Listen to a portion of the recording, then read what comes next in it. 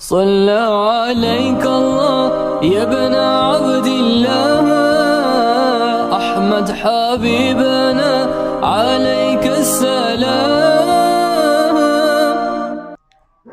ہر قسم کی حمد و ثنا اللہ رب ذوالجلال کی ذات بابرکات کے لیے. کتاب و سنت بے کا دائی شمار ایت الحکمہ. لاتعداد رحمتیں برکتیں نازل ہوں نبی دو جہاں خاتم الانبیاء حضرت محمد رسول اللہ صلی اللہ علیہ وآلہ وسلم کی ذات گرامی پر. احباب گرامی قدر، ہمارے دین کی بنیاد، دین اسلام کی اساس اللہ اور اس کے رسول صلی اللہ علیہ وآلہ وسلم کی تعلیمات، ارشادات، آپ کی سنت، آپ کا عمل اور ہر طرح کی وہ تعلیم شامل ہے جو نسل در نسل حفاظت کے ساتھ ہم تک پہنچی ہے. جس اللہ رب العزت نے ہمیں یہ اعلیٰ اور عرفہ دین عطا فرمایا، اسی رب ذوالجلال نے اس دین کی حفاظت کا بھی اہتمام فرمایا ہے. مطلب ایسے نہیں ہے کہ دین جو ہم تک پہنچا اس دور میں تو یہ محفوظ تھا،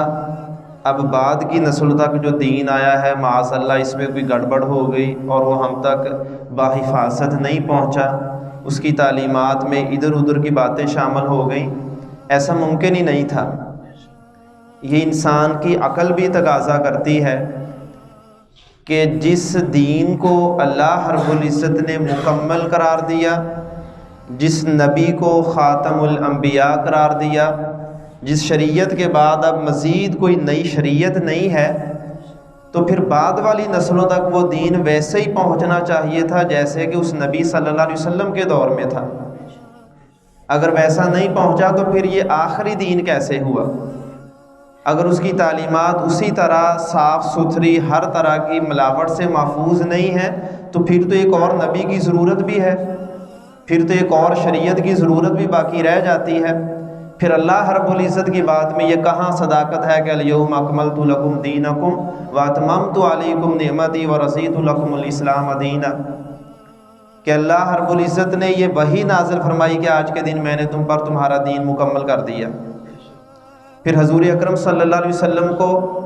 آخری نبی خاتم النبیین قرار دیا کہ آپ کے بعد اب کوئی نبی نہیں ہے. پھر حضور اکرم صلی اللہ علیہ وسلم کی زبان سے ایسے ارشادات موجود ہیں کہ لا نبی بعدی، اسی طرح لا امت بعدکم، کہ تمہارے بعد نہ، میرے بعد نہ کوئی نبی ہے، نہ تمہارے بعد کوئی اور امت ہے، یہی شریعت آخری ہے. اور حضور اکرم صلی اللہ علیہ وسلم نے فرمایا کہ بعد میں اب کوئی بھی نبی آ جائے اس کے لیے بھی اسی دین، اسی شریعت پر عمل کرنے کے سوا کوئی چارہ نہیں ہے. جب اللہ تعالیٰ نے ان سب اپنی شریعت کو آخری قرار دیا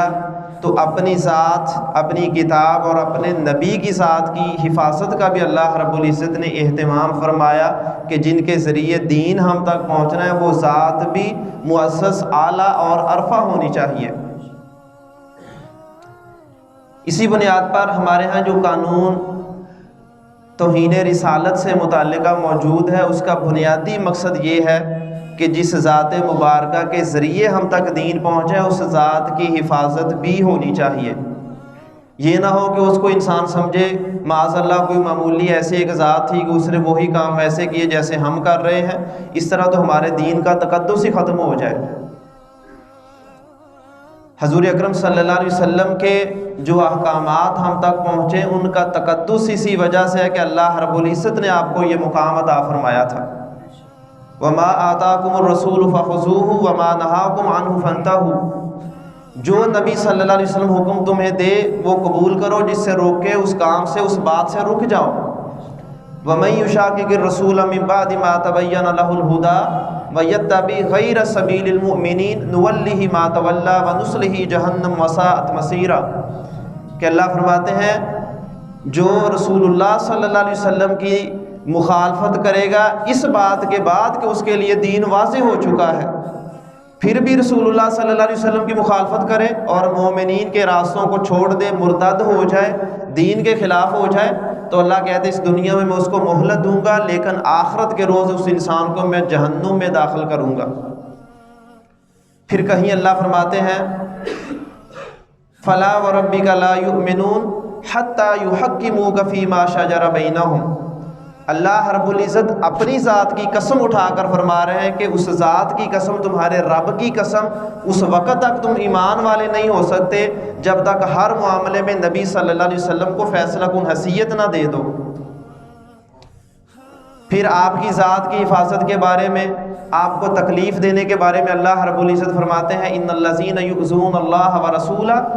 بے شک جو لوگ اللہ اور اس کے رسول کو تکلیف پہنچاتے ہیں اپنی بات سے، اپنے عمل سے، اپنے کردار سے، کسی بھی طور پر، لعنہم اللہ فی الدنیا والآخرہ، اللہ رب العزت کی طرف سے ایسے بندوں کا دنیا اور آخرت دونوں جگہ پر لعنت ہے، وہ رب کی رحمت سے دور ہیں، وَأَعَدَّ لَهُمْ عَذَابًا مُهِينًا، اور بعد میں جو رب نے ان کے لیے رسوا کرنے والا عذاب تیار کر رکھا ہے وہ اس سے الگ ہے۔ سورہ توبہ میں بھی حضور اکرم صلی اللہ علیہ وسلم کے بارے میں یہ چیزیں ارشاد فرمائیں، سورۃ الحجرات میں حضور اکرم صلی اللہ علیہ وسلم کے آداب بیان فرمائے کہ نہ آپ سے آگے بڑھو، نہ آپ کی بات سے آگے بڑھو، نہ آپ کو اونچی آوازوں سے ایسے پکارو جیسے عام لوگوں کو پکارتے ہو۔ یہ سارے کے سارے آداب فقط آپ کی ذات کی حفاظت نہیں تھی، بلکہ حضور اکرم صلی اللہ علیہ وسلم کی بیان کردہ شریعت کی حفاظت کرنا اصل مقصد تھا۔ اسی وجہ سے اب ہمارے ہاں جو شور و غوغا ہوتا ہے، اسی بنیاد پر کئی معاملات بھی ہمارے معاشرے میں وہ ہمیں درپیش ہیں، ہمارے معاشرے کو درپیش ہیں۔ وہ قانون توہین رسالت سے متعلقہ چند ایسی چیزیں ہیں جن کی صحیح تفہیم ہمیں نہیں ہے، ہم سمجھ نہیں پائے کہ اللہ کے دین میں ان کا مقصد کیا ہے۔ مثلا توہین رسالت خود ہوتی کیا ہے؟ کس چیز کو ہم کہیں گے کہ رسالت رسول اللہ صلی اللہ علیہ وسلم کی ذات کی توہین ہوئی ہے؟ وہ ثابت کیسے ہوگی؟ اگر ثابت ہو جائے تو اس میں مسلم یا غیر مسلم کا کوئی فرق بھی موجود ہے؟ پھر اس کے بعد اگر اس کو سزا دینی ہے، سزا کا اختیار کس کے پاس ہے؟ یہ وہ چند مسائل ہیں جن کو سمجھنا ضروری ہے ہماری شریعت کی روشنی میں۔ سب سے پہلی چیز ہے کہ رسول اللہ صلی اللہ علیہ وسلم کی توہین ہوتی کیا ہے؟ کیا حضور اکرم صلی اللہ علیہ وسلم سے صحابہ آپ سے کوئی سوال کر لیں، آپ نے کوئی بات بتائی، اس کی وضاحت جان لیں، کیا یہ توہین ہے؟ حضور اکرم صلی اللہ علیہ وسلم نے کوئی بات کہی، صحابی اس کے مقابلے میں اپنا مشورہ پیش کر دے، کیا یہ توہین ہوگی؟ کیا کوئی یہ لفظ کہہ دے کہ رسول اللہ صلی اللہ علیہ وسلم کی بھی وفات ہو چکی، یہ آپ کی توہین میں شامل ہے؟ یا کوئی اللہ کے نبی صلی اللہ علیہ وسلم کے بارے میں یہ لفظ کہا جائے کہ آپ بشر تھے جیسا کہ قرآن کی تعلیم ہے، کیا یہ توہین میں شامل ہے؟ یا حضور اکرم صلی اللہ علیہ وسلم کے بارے میں کوئی بات لکھی ہوئی ہے، وہ انسان کسی بھی طور پر انسان نے وہ چیز نیچے گر گئی، وہ چیز جلا دی گئی، اس چیز کو پھاڑ دیا گیا، کہ یہ توہین کے زمرے میں آئے گا؟ یا اس سے ہٹ کر توہین اصل کیا چیز ہے؟ ہمارے ہاں یہ ایک جذباتی رد عمل ہوتا ہے، یعنی حضور اکرم صلی اللہ علیہ وسلم کی ذات کے ساتھ محبت اس چیز کو سمجھا جاتا ہے کوئی ایسی بات آپ کے بارے میں نہ کی جائے جسے میرا دماغ توہین کہے، میری عقل توہین کہے، چاہے اسلام اس کے بارے میں کچھ بھی سمجھتا ہے۔ ہمارے ہاں کتنے لوگ بیچارے معصوم اس بنیاد پر قتل ہو چکے ہیں یا وہ جیل میں بند ہیں کہ انہوں نے اللہ کے نبی کے بارے میں یہ کہا کہ آپ نور نہیں تھے، بشر تھے، اور یہ وہ بات ہے جو اللہ کی کتاب میں موجود ہے۔ لیکن اس کے باوجود جب ایسی بات کہی گئی اس کو توہین کے زمرے میں لایا گیا، اور ایسی مثالیں موجود ہیں کہ لوگ ابھی تک جیل میں سڑ رہے ہیں یہ جملہ کہنے کی بنیاد پر۔ اسی طرح دیکھیں حضور اکرم صلی اللہ علیہ وسلم کے آپ نے کوئی بات کہی، صحابہ نے اس کے مقابلے میں کوئی نیا مشورہ پیش کیا یا وقتی طور پر اس کو اچھی نہیں لگی، قبول نہیں کیا، اگر یہی بات توہین ہوتی تو کتنے ہی صحابہ پر یہ توہین کا الزام آتا۔ حضور اکرم صلی اللہ علیہ وسلم نے ایک سفر کے دوران آپ نے فرمایا کہ یہ سفر ہے مشقت کا ایک ذریعہ ہے، تم روزہ افطار کر دو۔ شام کا وقت تھا، تھوڑا وقت باقی تھا افطاری میں۔ اب چند صحابہ بلکہ اکثر صحابہ ایسے تھے کہ وہ آپ کی بات نہیں مان رہے، حضور حکم دے رہے ہیں نہیں مان رہے، وہ سوچ رہے ہیں کہ ابھی یعنی وقت اتنا باقی ہے، تھوڑا سا باقی ہے، یا شاید رسول اللہ صلی اللہ علیہ وسلم یہ کس بنیاد پر یہ بات کہی ہے۔ آپ صلی اللہ علیہ وسلم پریشان ہیں۔ پھر حضرت ام سلمہ کہتے ہیں کہ یا رسول اللہ صلی اللہ علیہ وسلم آپ خود پانی کا یا کوئی بھی کھانے والی چیز ہے وہ پئیں لوگوں کے سامنے، لوگ اسی طرح کریں گے، آپ نے کیا اور لوگوں نے بھی افطار کر لیا۔ لیکن جو پہلی بات عمل نہیں کیا، کیا اس طرح کی بات نبی صلی اللہ علیہ وسلم نے تو نہیں فرمائی کہ یہ توہین کے زمرے میں سب کی گردن اتار دو۔ حضرت عمر رضی اللہ تعالیٰ عنہ نے یہ صحابہ، آپ نے بلکہ کئی صحابہ کی بات ہے، غزوہ احد کی موقع پر آپ نے فرمایا کہ ہم نے جنگ لڑنی ہے، آپ کا ارادہ یہ تھا کہ ہم شہر سے باہر جائیں، شہر کے اندر رہیں، شہر کے اندر رہ کر اپنا دفاع کریں۔ لیکن جو چند صحابہ نوجوان تھے، نئے نئے مسلمان تھے، جذباتی تھے، انہوں نے کہا کہ ہم کوئی ڈرپوک ہیں کہ ہم مشرکین سے ڈر کر شہر کے اندر رہیں، ہم شہر سے باہر جا کر ہی جنگ کریں گے۔ رسول اللہ صلی اللہ علیہ وسلم نے بات پوچھی تھی، مشورہ اگر تھے صحابہ نے دیا، لیکن اللہ کے نبی کی چاہت کے خلاف تھا۔ نہیں رسول اللہ صلی اللہ علیہ وسلم نے اس موقع پر فرمایا کہ یہ توہین کے زمرے میں آتا ہے، بلکہ آپ نے ان کا مشورہ مان لیا۔ اسی طرح آپ نے ایک موقع پر جب ایسے ہوا کہ مال غنیمت تقسیم کیا، حضرت صفوان وہ بعد میں مسلمان ہوئے، تب ابھی مسلمان نہیں تھے، اسی طرح حضرت ابو سفیان وہ اس وقت مسلمان نہیں تھے، ان کو مال غنیمت میں آپ نے بہت حصہ دیا۔